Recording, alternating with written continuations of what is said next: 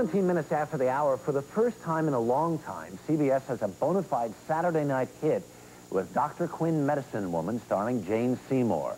Tomorrow night, it is a special Thanksgiving episode.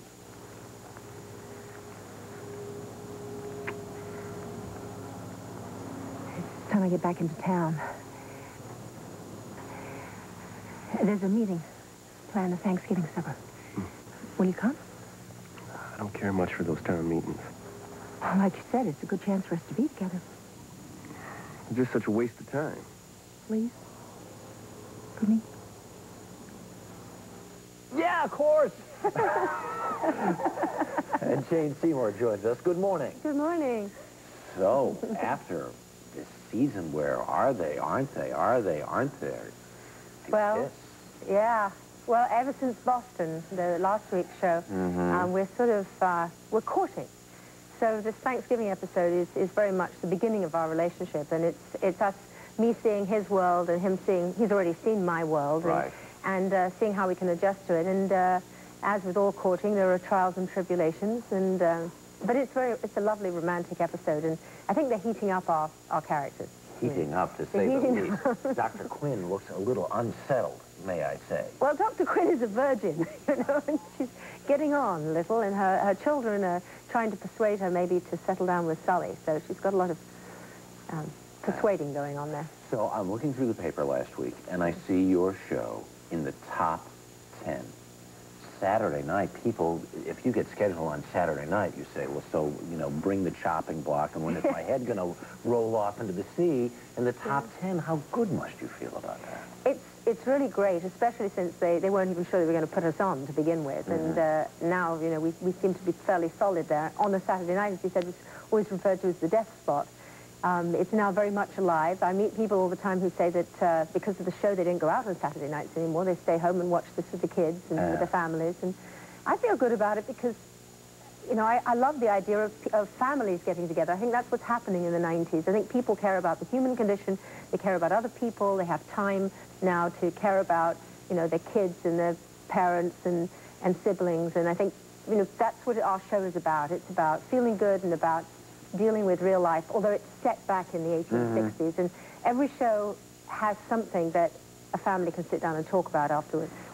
When you get ready to do a family show, though, in a business that is many times cynical at best, and you look at the quick hits, you look at the easy hits, and a lot of times it's the flash, it may be not so nice.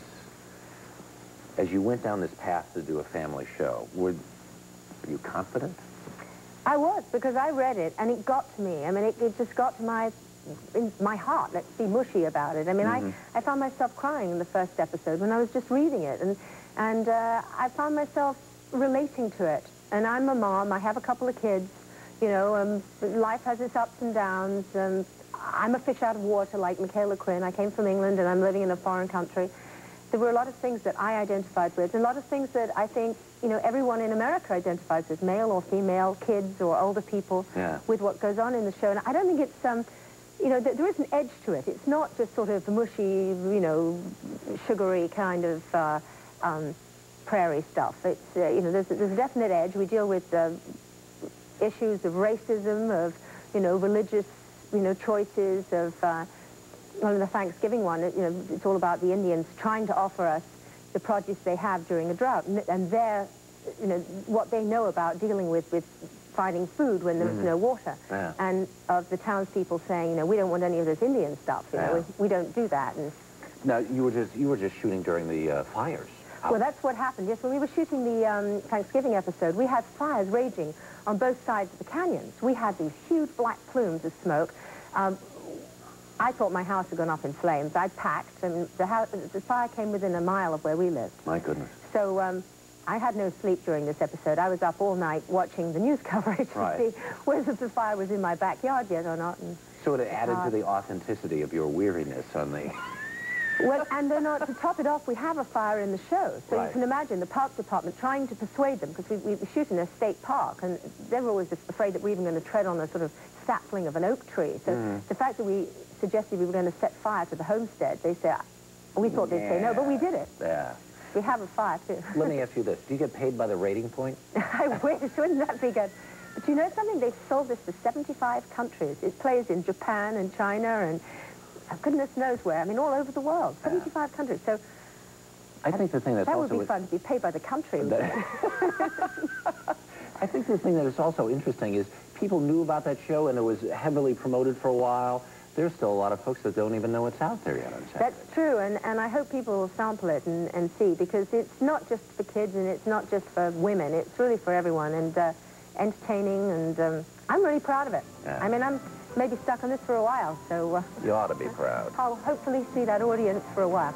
Good to see you. Thanks Thank for you. stopping.